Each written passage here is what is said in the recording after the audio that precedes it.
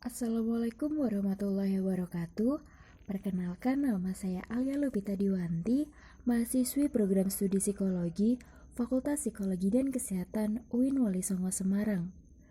Pada kesempatan kali ini, saya akan menjelaskan materi mengenai tugas perkembangan dewasa akhir atau lansia.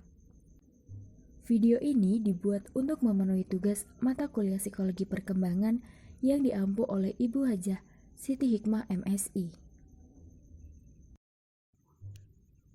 Sebelum itu, saya akan menjelaskan terlebih dahulu mengenai pengertian dewasa akhir atau lansia menurut beberapa ahli.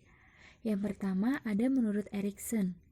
Beliau berpendapat bahwa masa dewasa akhir merupakan masa memasuki tahap integrity versus despair, yaitu kemampuan perkembangan lansia menghadapi krisis psikososialnya.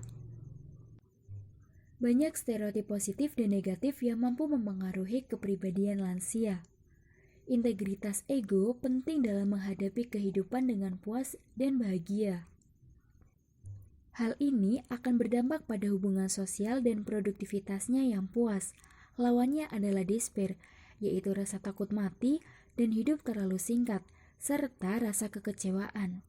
Beberapa cara menghadapi krisis di masa lansia adalah dengan tetap produktif dalam peran sosial, gaya hidup sehat, dan kesehatan fisik. Yang kedua, ada menurut J.W. Santrok.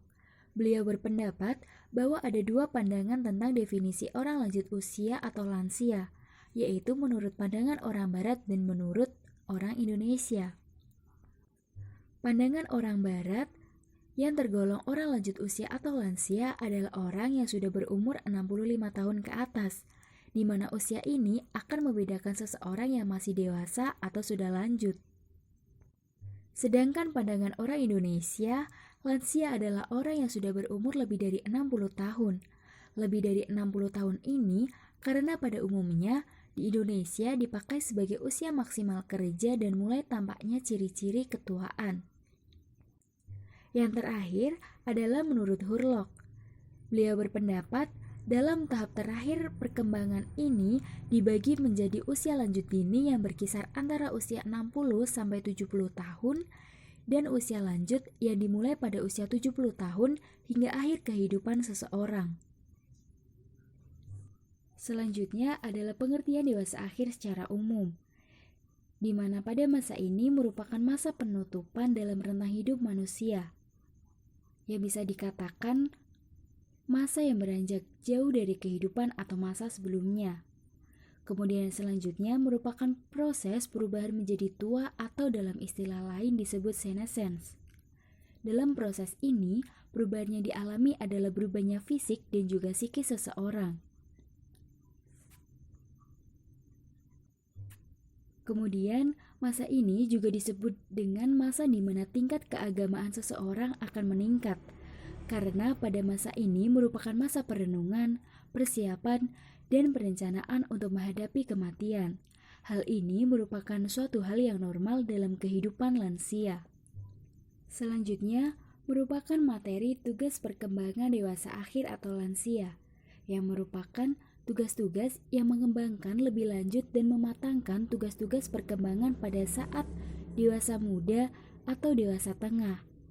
Pada usia lanjut, apa yang dicapai pada masa dewasa muda atau tengah mungkin tetap dipertahankan, tetapi beberapa hal lain mungkin mulai menurun atau bahkan menghilang.